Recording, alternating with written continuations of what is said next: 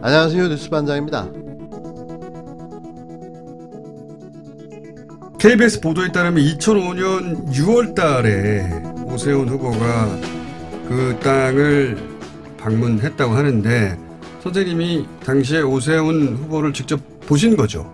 그래서 제가 그때 봤죠. 저 장인이라는 분은 예. 장인은 그때도 장인이라는 걸 알았어요. 그러면 두 사람이 온 겁니까?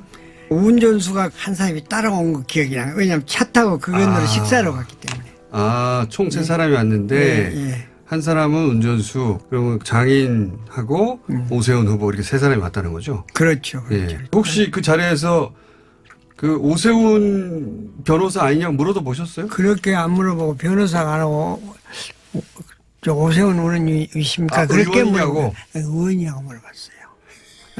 그러니까 오세훈임을 확인하셨다는 거네요? 예, 그러니까 기라가더라고요. 또. 맞다고. 그 이야기는 여러 사람이 들었을 겁니다. 지금 기억에 나타날 거예요. 왜 그러냐면 그 오세훈 씨 이 거짓말에 공부를 갖고 있는 사람이 서로 있더라고요. 말 들어보니까. 그럴 수 있냐 사람이. 봤던 사람들이? 네, 봤던 사람. 최근에 언론에서 나는 그 땅 위치도 모른다고 하니까 그러니까 그것 때문에 그 말이 된 소리냐 이런 식으로. 그 동네에서 봤던 사람들이 예. 다른 사람도 또 날 거예요. 그건 왜 그러냐면 이 자기들은 보상을 그렇게 많이 받아놓고도 자기 집 못 갖고 쫓겨나서 이리저리 방황한 사람들이 있기 때문에 지금 분노하고 있을 거예요. 틀림없이 또 한두 사람이 아니 나타날 겁니다. 천하에 같이 측량을 했고 옆에서 봤는데 만나서 밥도 먹고 다 그랬는데 측량이 끝나고 제가 이상하다. 아니 사람이 저렇게 거짓말 할 수 있나? 왔으면 그것이 뭐이 나쁠 일입니까? 왜? 우리 저같이 측량한데 또 그때 놀고 있었을 때 왔다고 진술을 이야기했으면 이런 일이 없었을 거야. 왜 안 왔다 가냐 이 말이야. 와가지고도. 29일 TBS 라디오 김어준의 뉴스공장에 출연한 2005년 6월 당시 오세훈 처가의 내곡동 땅 측량을 함께 진행했던 익명의 소작인이 방송에 출연해 폭로한 내용입니다. 이쯤 되면 오세훈은 끝났다고 봐야 하는 거 아닌가요? 약속대로 후보직 사퇴와 정계 은퇴를 해주시기 바랍니다. 더 얼마나 창피를 당해야 그 위선의 질주를 멈출 생각입니까? 정말 한심하다 못해 끔찍합니다. 더불어민주당 강병원 의원은 내곡동 땅 측량 현장에 없었다고 발뺌한 오세훈 후보의 다음의 거짓말은 뭘까요? 라며 신박한 사지선다형 퀴즈를 만들어 내놓았는데요.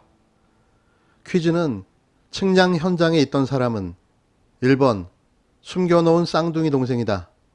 2번 각계무사로 고용한 배우다. 3번 몸만 있었지 정신은 거기에 있지 않았다. 4번 주관식으로 답하시오. 해당 퀴즈의 정답처럼 보이는 해답이 28일과 29일 연거푸 나왔습니다.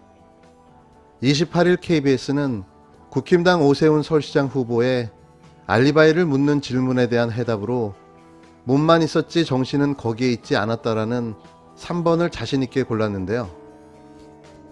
오세훈 후보 부인과 처가 소유의 서울 내곡동 땅에 대한 측량 당시에 오세훈 후보가 현장에 있었다고 기억하는 당시 경작인들의 주장을 이틀 전 9시 뉴스를 통해 전해드렸습니다. 이 보도에 대해 오 후보 측은 측량 현장에 있었던 사람은 오 후보의 장인과 큰처남인 송모 씨란 입장입니다. 그러니까 오 후보는 현장에 없었다는 주장이죠. KBS가 당시 직접 측량을 했던 국토정보공사 직원들을 접촉한 결과 오세훈 후보가 측량 현장에 있었다는 증언이 나왔습니다. KBS는 이날 9시 뉴스를 통해 지난 2005년 6월 13일 서울 내곡동 땅을 측량할 당시 오 후보가 직접 현장에 입회했다는 증언을 추가로 보도했습니다. 그러니까 정신은 모르겠지만 일단 몸은 거기에 있었다는 주장인데요. KBS 보도에 따르면 땅 주인 측에서 2명이 입회했는데 오 후보와 오 후보의 장인이었다. 여기서 오 후보의 입회를 놓고 오 후보의 큰 처남인 송모 씨라는 엇갈린 주장도 나오고 있으나 KBS는 오 후보가 측량 현장에 직접 입회한 사실이 있다고 밝혔습니다. 당시 측량 팀장이었던 국토정보공사 류모 씨는 KBS와의 인터뷰에서 당시 현장에서 오 후보를 봤다. 측량이 끝날 때쯤 하얀색 상의에 선글라스를 끼고 왔다고 증언했는데요. 측량을 기다리고 있으니 그 영감하고 키 큰 오세훈 씨가 선글라스를 끼고 나왔다. 선글라스를 벗어서 오 후보인 줄 알아봤고 먼저 인사를 했다. 측량이 끝난 뒤 오 후보와 또 다른 입회인에게 도면을 놓고 결과를 설명했다.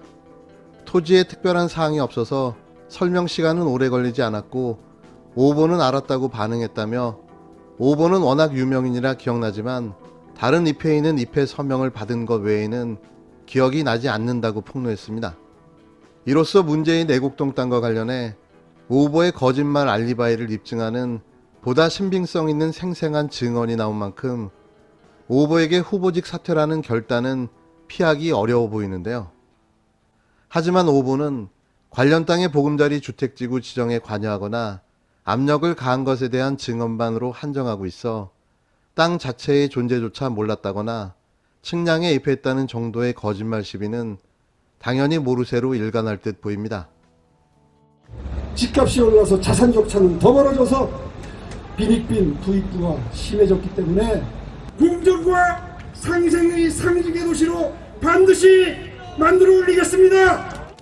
오세훈 후보는 거짓말이 드러났으니 본인이 공언한 대로 서울시장 후보직에서 사퇴하시기 바랍니다. 그렇다면 왜 오세훈 후보와 박영선 후보의 지지율 격차가 이토록 심하게 나는 걸까요? 이상하지 않습니까? 대한민국 국민들이 문재인 정부의 부동산 문제로 불만을 갖고 있다고 하지만 이 정도의 격차는 사실상 납득이 안 가는데요. 그런데 이런 일련의 여론조사가 나올 수밖에 없는 환경적 요소가 있음이 밝혀졌습니다. 그건 바로 기울어진 운동장 같은 특정 정치 집단에만 집중된 보도량 때문이었는데요. 여권과 야권의 보도량 자체가 큰 차이를 보여주고 있던 겁니다. 야권 단일화 후 실시된 서울시장 보궐선거 여론조사에서 국힘당 오세훈 후보가 민주당 박영선 후보를 18.5%포인트로 크게 앞선 것으로 조사돼 이목이 집중됐었는데요. 리얼미터가 오마이뉴스 의뢰로 야권 단일화 후보 발표 다음 날인 24일 실시한 여론조사에서 누구에게 투표할지를 물어본 결과 국힘당 오세훈 후보가 55%, 민주당 박영선 후보는 36.5%로 집계됐습니다. 생각보다 큰 격차의 여권이 당혹스러워하는 가운데 단일화 과정이 큰 영향을 끼쳤다는 분석이 나왔는데요. 민주당은 흥행이 되지 못했지만 야권은 국민의당 안철수 후보와의 단일화를 거치면서 언론의 주목을 받았기 때문입니다. 언론은 여기서 그치지 않았는데요.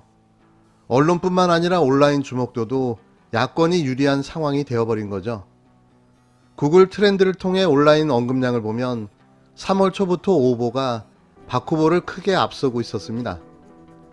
뉴스 보도량뿐만 아니라 온라인 커뮤니티와 SNS 등을 종합해보면 박 후보보다 오 후보를 얘기하는 사람들이 많았다는 의미인데요. 내곡동 땅과 같이 오 후보에 대한 부정적인 언급도 있지만 당락에 영향을 끼칠 만큼 여론을 흔들지는 못하는 상황에서 박 후보가 중요한 이슈를 선점하지 못하며 오 후보에게 밀리는 양상인 겁니다. 하지만 실망하기는 아직 이릅니다. 여론몰이는 성공했을지 모르지만 거짓과 위선으로 쌓아올린 그들의 공든탑이 무너져 내리기 시작했는데요. 박형준과 오세훈, 이들은 공직선거에 후보로 출마할 게 아니라 검찰에 출석해서 조사부터 받는 게 더 나을 듯 합니다. 이런 무자격자들이 무슨 용기로 출마를 한 걸까요? 그렇게 대한민국 국민들이 우습게 보였나 봅니다. 이번 선거는 선과 악의 격돌이 되어버렸는데요. 과거와 미래의 싸움, 애국과 친일의 싸움, 선과 악의 대결이 이번 선거의 관전 포인트가 될 듯합니다.